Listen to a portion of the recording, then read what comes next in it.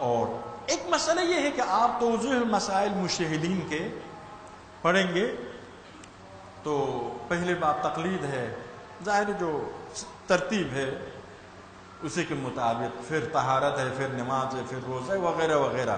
اخلاق کے لیے کوئی باب ممکن ہے توضیح المسائل میں نہ ہو، البتہ زیادہ مفصل کتابوں میں ہے، ایک اخلاق حسنہ، اخلاق سیئہ، واجب، مستحب وغیرہ، لیکن رسالے میں توضیح المسائل میں عام طور پر آپ کو نظر نہیں گا اخلاق کی اتنی بڑی اہمیت، لیکن توضیح المسائل میں ہمارے مجتہدین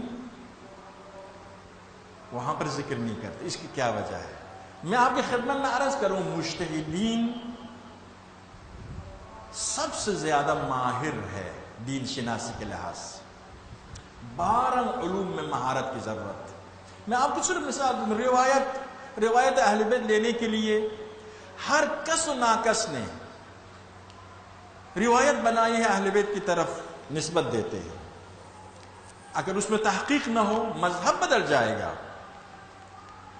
ہزاروں راویوں کے بارے میں تحقیق کرتے ہیں، یہ راوی معتبر ہے یا معتبر نہیں ہے، اپنے ہے یا غیار کے ہے، پھر اس کے بعد کتاب، جس مصنف نے کتاب لکھی ہے وہ مصنف قابل اعتماد ہے یا نہیں، اس مصنف سے ہم تک کی کتاب مستند طریقوں سے پہنچی ہے یا مستند طریقوں سے نہیں پہنچی ہے، یعنی کتنا بڑا کام ہے۔ 10,000 راوی اور پوری کتاب کے بارے میں تحقیق، یہ صرف علم رجال ہے۔ اس قسم کے 12 علوم میں مہارت کی ضرورت ہے۔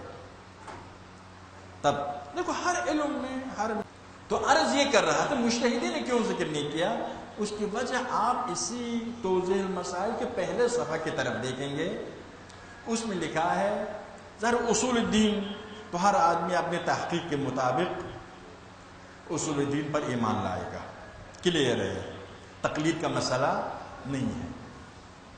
اور فروع دین میں جو ضروریات دین ہے، ضرورت دین یعنی وہ باتیں جو مسلمہ ہے، اس میں بھی تقلید کی ضرورت نہیں ہے۔ جب مسلمہ ہے، یقین ہے، روزانہ 5 نمازیں ہیں، صبح، ظہر، مغرب، عشاء، عصر، مغرب، عشاء، تو اس میں تو تقلید کی ضرورت نہیں۔ آپ کو یقین ہے کہ اسلام میں 5 نمازیں ہیں، تقلید اس لیے کہ آپ اس لیے کرتے کہ آپ کو پتہ نہیں ہے، اس لیے ماہر کی طرف رجوع کرتے ہیں۔ جب سارے مسلمان یہ عمل کرتے ہیں تو شک کی گنجائش نہیں ہے۔ ضروریات دین، اس کے علاوہ میں تقلید کرنا ہے۔